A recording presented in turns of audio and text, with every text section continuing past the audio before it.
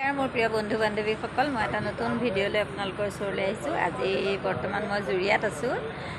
জুৰিয়াত মোৰ ননদৰ শাহুৱেক ঢুকাইছে। এয়াও মোৰ ননদেই হয়।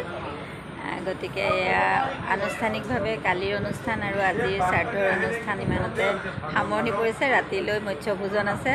গতিকে বহুত জোৰদাৰ চলিলে, চবেই জোৰ কৰি ৰাখিলে। গতিকে থাকিবলগীয়া হ'ল। এয়া থাকি কৰি কাইলৈ ৰাতিপুৱাই ঘৰলৈ যামগৈ।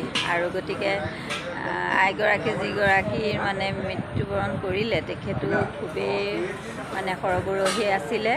গতিকে তেখেতৰ আত্মাৰ চিৰশান্তি আমি কামনা কৰি কাব্যৰ আইতাক ঢুকাইছে আৰু মাকৰ মাক। গতিকে কাব্য আইতাকৰ এয়া আৰ্ধ শ্ৰাদ্ধত উপস্থিত আছে আৰু সি এটা গান গাব দেই। আপোনালোকে তাক দেখি নিশ্চয় অকণমান অনুভৱ কৰিব পাৰিছে। সি সুন্দৰকৈ গান গায়, সুন্দৰকৈ পঢ়ে, সকলো দিশতেই ভাল। গতিকে বাৰু আপোনালোকে অকণমান শুনকচোন তাৰ গান। গোৱা, নমস্কাৰ দি নামটো কৈ লোৱা। নমস্কাৰ, শ্ৰী কাব্য হাজৰিকা। গোৱা গোৱা, মনিহাদৰে গোৱা।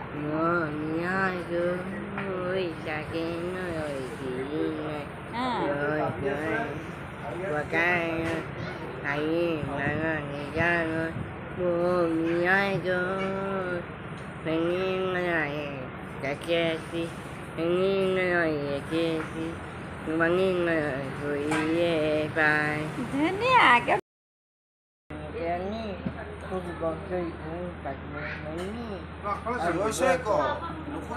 বচন মাতিছে দেই, ভাওনা বচনো জানে।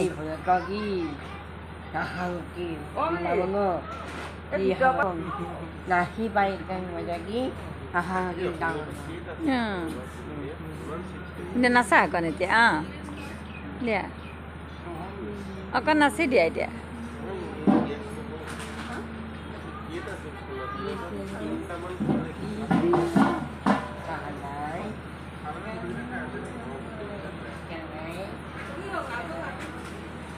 কানাই মোৰ ননদ দেই, তাই খুব কামত ব্যস্ত, একদম শেহতীয়াকৈ খাইছে।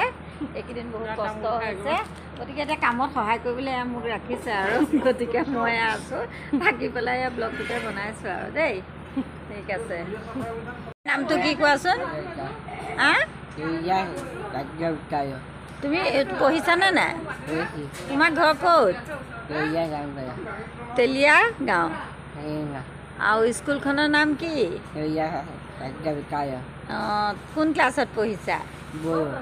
4ত। এয়া তাৰ প্ৰতিভা বহুত আছে, কিন্তু ভগৱানে অকণমান তাক অসুস্থ কৰি দিলে। গতিকে তাৰ আমি উজ্জ্বল ভৱিষ্যত কামনা কৰিছোঁ। আৰু লগতে মোৰ ভিডিঅ'টো মই ইমানতে সামৰণি মাৰিছোঁ। শুভ সন্ধিয়া সকলোলৈকে যাচিছোঁ দেই, ধন্যবাদ।